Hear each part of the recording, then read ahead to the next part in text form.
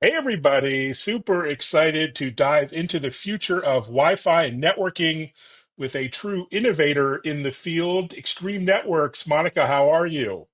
I'm doing great, Evan. Thank you for inviting me to be here. Well, thanks for being here. Always intrigued by the work you're doing at Extreme Networks. Before that, maybe introduce yourself, Extreme, for those who aren't familiar with the amazing work you're doing and what you've been up Absolutely. to. Yeah, absolutely. Look, I joined Extreme Networks almost about a year ago as the Chief Marketing Officer. Um, our company has been around for a couple decades plus, and we are the providers of networking and security solutions in the enterprise. You know, wired, wireless, SD-WAN, cloud management, you name it, we provide all those solutions. We have 50,000 plus customers in a number of different industries that are benefiting from Extreme Network solutions. Yeah, Uh, and the value proposition is so amazing. What have you been focused on the past year? What have you been up to, you and the team? Yeah, absolutely. I mean, look, networking has never been more strategic than it is right now. In fact, if you think about connectivity, what is powering connectivity in terms of technology is also networking. Um, you can call it the central nervous system of a company, right? New applications, new devices, data is being generated, new people join the organization, and the robustness and the network has become even more important. And what's become more important even is the data that's being created using the network, the data from the applications, the people, and the devices. So what I've been focused on is really how do we take all of that and harness that to really amplify the brand of Extreme Networks in the work that we're doing with customers. So most of my work is focused on the value that we're providing to customers and how networking is central to the value that they are generating for the end user. So that's one piece.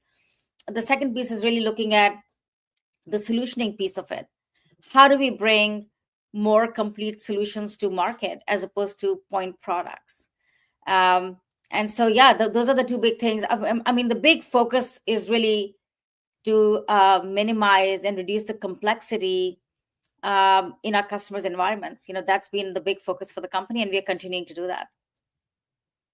Amazing. And it's not just networking, as you know, that's evolving. It's the whole convergence of networking with AI and security, which you're deeply involved with. So how have you been staying ahead of those key trends? Absolutely, that is what's happening in the industry. And in fact, if you look back a bit, for years, Extreme Networks has been delivering products and solutions that help our customers design and deploy and manage networks and simplifying it for them for years. And it's been very much focused on networking, and we've done a lot of work there. Lately, we ran a survey with 200 plus IT leaders. And one of the things that was very clear in the survey, Evan, and you pick any survey in the industry, we also did our own. And what was clear to us is that IT leaders are dealing with so much complexity in their environments and so many siloed applications, management tools, and lots of new innovations coming at them. I mean, it wasn't enough that IT leaders had to deal with digital transformation. They still are. Cybersecurity threat postures, right? Data analytics, cloud migrations, and now add AI strategies to the mix. And so the list is so long for them. So the complexity stands out as the number one burden that IT leaders face today, and therefore the rising cost associated with it. At the same time, they need to drive innovation. So that's one of the things we realized is as a company is that we need to embed a lot more of the siloed tech that they have to use. Like AI is a great example. AI in a silo is going to fail. I think there are many studies that show organizations embarked on an AI project in a silo, it's very difficult to prove the ROI. In fact, in our survey itself, 84% of our respondents said they're doing some kind of an AI project. However, almost half of those failed or had no ROI because they didn't have a use case they began with. They didn't train the people the right way. So I guess the net is that we are really the focus is to combine networking, security, and AI into the same solution so that our customers can get a simplified way to execute and really focus on getting the work done as opposed to trying to DIY the technology itself. Yeah, great insight there. And speaking of insights, you recently shared your first CIO Insights report. You mentioned that. Any surprises that stood out to you and the team? I would say, I mean, I would not say surprise. It's more a validation of what Mm. we had found in our conversations.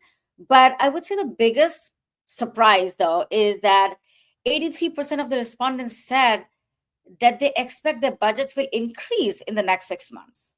Oh, wow, And that's a surprise. that is a surprise. And again, I think it's primarily, I mean, we believe, there might be some reasons. I think it's also the new AI, adoption of new AI strategies and tools and LLMs and what they need to be doing. So I think that's for sure there. But the fact that they think that the budget will increase is interesting. However, the they have need to prove the ROI, right? Just having more budget doesn't mean IT is not in the constraint to prove the ROI of the spend as well. That's a great point. And AI has created so many new opportunities, also challenges in networking. And I've been following extreme networks in the news for, gosh, over a decade. And Yeah. you guys have been talking about automation and machine learning well before it became all the rage the last number of years. So what are the new challenges that these teams are facing specifically, and how do you help? Yeah. Well, again, if you think about the pace of new technology that's coming at IT, it's incredibly fast. And in fact, there's another data point, that we looked at, which is a report was published. It's called the Impact of AI on the Network Study by ZK Research and the Cube Research. And they said that 80% of IT decision makers say the network is more complex than 2 years ago. And the reason Mm, is, lots of new technology, more devices attached to the network, more people, more applications. So this is the problem that's only going to grow. And one of the, I should have mentioned the survey results that came out, or the insight that came out of the survey was that because of this rising complexity, 88% of respondents said that they would prefer a single integrated platform for networking, security, and AI. You know, um, and that's what we've been working on. fantastic. And there seems to be, a growing need for not just more point solutions or endpoints, but more platforms that are unified and can bring a single view into the network. What does that mean for you, the industry, this move towards, I guess you call it platformization, and helping solve some of these challenges? Yeah, that's a great question. And look, I mean, lots of other industries have moved towards platformization in the last, decade or more, right? Last couple decades. I think the networking industry has been lagging a bit on that. And it's time that we also provided a more complete solution and kept pace with the technology innovation that's happening outside of networking and bring some of that into the networking space. So from our perspective, we see as three key characteristics of a platform. One is really looking at all these diverse applications and management silos that our users have to deal with, and bring that all into an exceptional and integrated unified experience. I would say unified experience that is seamless not only for the users of networking operations, the NetOps team, but also for network security teams, for the procurement teams, for the finance teams. So I'd say, that's number one characteristics is creating that exceptional experience, so across all the different diverse applications, and environments that the network touches. I think the second piece, which is even bigger, is this underlying foundation, building that out, which is the seamless integration across all the different workflows, the common services, data layers, integrating it at the data layer. So for example, the network data being integrated with the NIC, your Mm, Intel NICs, or the ServiceNow workflows being integrated. So at the data layer, not just the application layer. So that's the other characteristics we believe is of a platform in our world, is that seamless integration of the workflows, the common services. So all your applications are using the same pool of common services for identity management, for single sign-on, etc. And then the third piece really is about the value of each new service, and every time you add a new service, it increases the collective value of the other pieces. So that's around more around licensing, packaging, making sure that we simplify that, the contracting and all of that experience for the buyers as well. So we would say that's, and obviously the core feature function is still there, right? The wired, wireless, SD-WAN.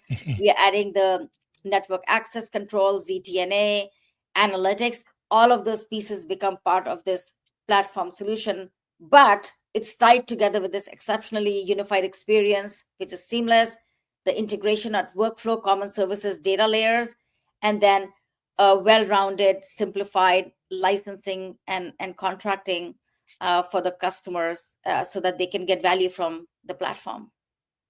Fantastic.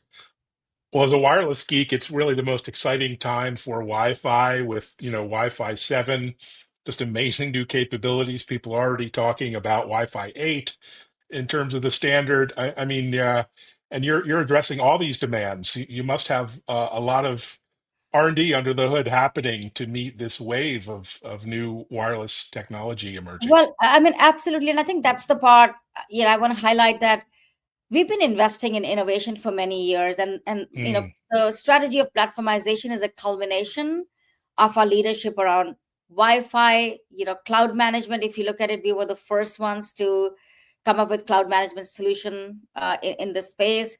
And, we've had many acquisitions over the years that we've, obviously integrated into the company, but we are also organically now building a lot of new innovations around platformization. yeah, fantastic. On a separate note, you've been a strong advocate for women in tech and building engaged and supportive cultures over your long career. How's that going at Extreme? You seem to have a very enthusiastic and engaged workforce despite many of the challenges out there in tech. Congratulations on that. Oh, thank you so much. Well, it's going fabulous. I mean, that's not a nice to have. Like we need to have a Mm. diverse and inclusive environment, period, in every organization. I mean, that's a reflection of the society we live in. Our societies, our communities, the world is diverse. It's made up of lots of different ethnicities and points of views and different genders. So, the workplace should be a reflection of that, right? Otherwise, I think we're leaving, if we leave some points of views behind, I think the progress is not as fast as we could have. So we are very clear on that Extreme is a place where we honor and we foster diversity and inclusion. So I'm really proud to be part of Extreme and proud to be part of the initiatives we have, very specific to make sure that we are creating that environment for our employees. So yeah, I'm excited about that. Congratulations. So you're known as a favorite vendor to many of the sports teams around the country, around the world, especially here in Boston at Fenway and Gillette and other places. Talk about how the sports tech business, which has become huge, is ramping up, and other industries where you're super active, healthcare IT, one near and dear to my heart, and others. Where are you seeing the most demand these days? Yeah, I mean, look, the sports tech is something that I think speaks to almost every human being. I mean, pick your favorite sports and sports team. I think everybody can make a connection with that. So it's really easy to explain our value proposition. In fact, um, I was at the Oracle Park, our San Francisco Giants stadium a few months ago, and we got a tour from our CIO, the CIO there. And he was saying that he chose us because we are the leader in networking for sports venues and sports tech, and it made me feel so validated and happy to hear that. It's not, he actually showed us how the networking technology they're powered by Extreme is helping them create better customer and fan experience. And so all the way from ticketing to as the fans enter through the doors to Mm, the food stands to actually sitting in the stands, and how the Wi-Fi devices are even put under the seats, every few seats apart, so they have the best connectivity so they can share the enthusiasm with their family and friends who are probably not at the game or the social media, for example. So I think that's obviously we have a huge I would say, presence and penetration in that space. Definitely US wide, but also in Europe. If you look at Liverpool and Mm, Manu, and we and again we're expanding that. So now you take that and you take that into healthcare, for example, and I think that's probably the lesser known part of our stories, which is what we're trying to work on. Is we need to also highlight stories of other industries. Healthcare is also pretty big for us, and that's an area we're expanding in rapidly. Um, Operating theaters. I mean, think about networking. Think about the mission criticality of networking. Healthcare is it. If you're in an operating theater, you cannot afford for your network to go down, especially given how much technology now doctors and surgeons use in the operating theater. That is a mission critical technology decision for them. And today we are in many, many healthcare organizations, in hospitals, in operating rooms, in clinics, where we are powering the entire network for the hospital. I mean, NHS is a great example in the UK, where a big part of NHS is our customer. And we are really excited to partner with them to provide excellent patient care and help the doctors spend more time with patients than worry about things not working for them on the technology side. And then, of course, you look ahead, there's other industries: state, local education, higher education, manufacturing, retail, you name it. And we have a significant presence in those industries as well, across the globe. incredible. Wow, amazing work. Well, just to wrap up, what are you looking forward to the next couple weeks? Hopefully, some a bit of rest and relaxation before the heavy event season begins again next spring. But what's on your mind over the next few weeks and month? Well, we have something big on our mind before we can really take a break for the holidays. We are announcing our platform solution, and we're talking about platformization. So we are announcing Extreme Platform One, which Mm, combines the networking, security, and AI capabilities into this one powerful experience. And ultimately, the goal is to simplify the way organizations deploy, manage, and secure the network.